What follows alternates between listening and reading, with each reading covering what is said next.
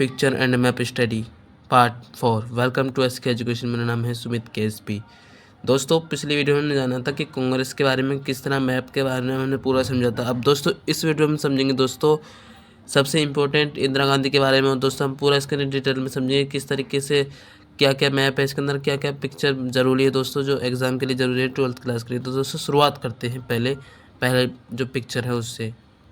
दोस्तों ये चित्र द टाइम्स ऑफ इंडिया के न्यूज़पेपर दिया गया है इसके अंदर, और इसके अंदर बताया गया है कि इंदिरा गांधी की जो मृत्यु के बारे में इसके अंदर आपको दिख रहा हो दोस्तों कि किस तरह से मृत्यु होती है, वो इसके अंदर बताया गया है।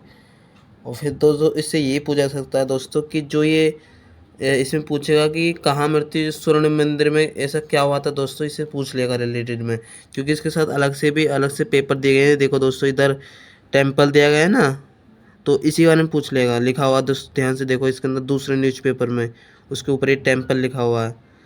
तो उसके अंदर जब आक्रमण हो जाता है, ऑपरेशन हो जाता है दोस्तों, तो दोस्तों उसमें पूछेगा कि स्वर्ण मंदिर में क्या हुआ था। इंदिरा गांधी ने जब हुआ था तो करवाया था उन्होंने। तो पंजाब में जो आतंकवादी थे दोस्तों, अमृतसर में आपको पता होगा, वहाँ पे उन्होंने मुख्यालय बना दिया था स्वर्ण मंदिर को, और उसको हथियारबंद कर लिया था। तो दोस्तों इसलिए यहाँ पे ज़रूरी था कि यहाँ पे इसको जो ऑपरेशन ब्लू स्टार है उसके द्वारा इसको ख़त्म किया जाए। तो दोस्तों इस वीडियो में इसको मैं उसको पूरा समझने वाले पिक्चर का क्या बताना चाहता हूँ। फिर दोस्तों इससे पूछ लेगा कि जो स्वर्ण मंदिर का ऑपरेशन था वो आदेश किसने दिया था। तो दोस्तों इंदिरा गांधी का फोटो आपको दिख रहा है, ये है। और ऑपरेशन का नाम क्या था दोस्तों, अभी मैं पहले बता चुका हूँ, ऑपरेशन ब्लू स्टार। और दोस्तों इस ऑपरेशन पे जो पूछ लेगा दोस्तों कि इस पर क्या प्रभाव पड़ा था, इंदिरा गांधी की मृत्यु हुई थी, आपको पता ही होगा। आतंकवाद का नियंत्रण हो नहीं पा रहा था।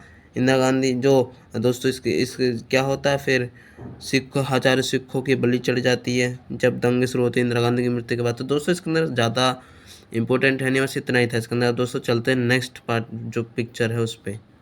दोस्तों ये देखिए राजनीतिक संकट के बारे में आपको इसके अंदर दिखाया गया है, और इसके अंदर जो ये लोकतांत्रिक पुनरुत्थान है उससे मिलता जुलता चैप्टर है, उसी से ये पार्ट का जो पिक्चर है दोस्तों। तो इसमें आपको एक नेता दिख रहे हैं कुछ दोस्तों इसके अंदर अलग अलग से जो कुछ पार्टियां हैं वो दिख रही हैं ना दोस्तों। तो इसके अंदर क्या एक कार्टून के अखबार में दोस्तों क्या छपा है उसके आपको बताना पड़ेगा। तो दोस्तों इसके अंदर क्या छपाया गया है इसको समझते हैं। इस कार्टून के अंदर ना दोस्तों जब ये दिख रहा होगा दोस्तों, आगे इंदिरा गांधी हैं। तो दोस्तों यही है इसका कि जो मतलब दोस्तों कि आपातकाल की घोषणा के कुछ दिनों पहले ये छापा गया न्यूज़पेपर है। तो इसके अंदर बताया गया कि राजनीतिक संकट की संभावना उठ रही है, और यहाँ पे इंदिरा गांधी है। इसके पीछे कांग्रेस के अध्यक्ष DK बरुआ हैं जो बैठे हैं। ये जो देखिए ना दोस्तों, इंदिरा गांधी की कुर्सी के पीछे इनका नाम है DK बरुआ, अध्यक्ष थे कांग्रेस के।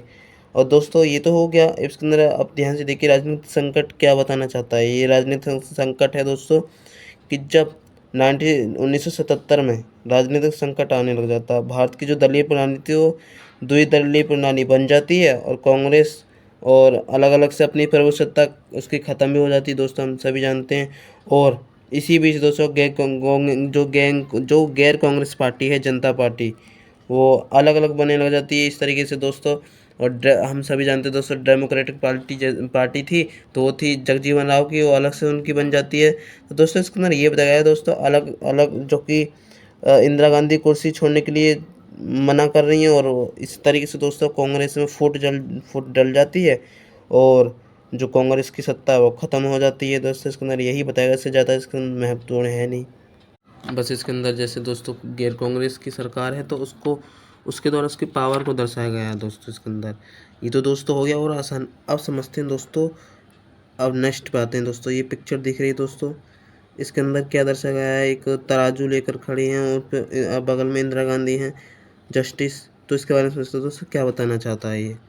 दोस्तों इस कार्टून के अंदर ध्यान से समझिए, इंदिरा गांधी है और जस्टिस है। ये कार्टून में पूछा जाएगा क्या बताना चाहता है दोस्तों। ये शाह जांच आयोग के जो हो रहा है ना, तो इंदिरा गांधी थोड़ा अलग से इसके अंदर दर्शाया है कि किस तरीके से शाहजहाँ आयोग की पेश हुई है, परंतु जो आयोग के सवाल है उत्तर देने के लिए इनकार कर रहे हैं। और वो कौन है दोस्तों, इंदिरा गांधी। क्योंकि दोस्तों जब शाह जांच आयोग आता है तो दोस्तों इसी में ही दोस्तों जब इमरजेंसी लग जाती है उसके खिलाफ ही आता है, इसको बताने के लिए, उजागर करने के लिए। तो इसी के अंदर ये बताया गया दोस्तों। शाह रिपोर्ट दोस्तों क्या थी आपको पता ही होगा। लगभग दोस्तों 1977 के आसपास ये आई थी। सुप्रीम कोर्ट के जो न्यायाधीश थे शायद जेसी शाह के द्वारा इसको लाया गया था। तो ये दोस्तों इसका क्या था कि दोस्तों जो आपातकाल हुआ था उसके अंदर क्या-क्या हुआ था, दुरुपयोग आती जो अत्याचार, उनका उजागर करने के लिए ये जाँच बैठाई गई थी। तो दोस्तों इसके अंदर ये ज़्यादा कुछ इम्पोर्टेंट है नहीं, बस इतना इसके अंदर यही था। अब दोस्तों शुरुआत करते हैं जो कि दूसरा और एक कार्टून चित्र है। दोस्तों इसके अंदर मैप नहीं, क्योंकि इसके अंदर जो मैं इम्पोर्टेंट है वो दिखा रहा हूँ। ध्यान से समझो दोस्तों, इसके अंदर क्या-क्या दिख रहा है। इनके अंदर नेता दिख रहे हैं, लोकतंत्र बचाओ दिखा रहा है इसके अंदर। तो इसके अंदर पूछ लेगा दोस्तों कि जो आपको दिख रहा है लोकतंत्र को बचाते हुए वो कौन है दोस्तों, कौन बैठे हैं जो लोकतंत्र को बचा रहे हैं। तो वो हैं दोस्तों जयप्रकाश नारायण। आपको पता होगा जब इमरजेंसी लग जाती है तो उसको जो इंदिरा गांधी थी उसके खिलाफ ही आवाज़ उठाते हैं जयप्रकाश नारायण। तो दोस्तों ये था लोकतंत्र बचाओ, जो इंदिरा हटाने के लिए जो लोकतंत्र का बचाव का नारा दिया गया था दोस्तों।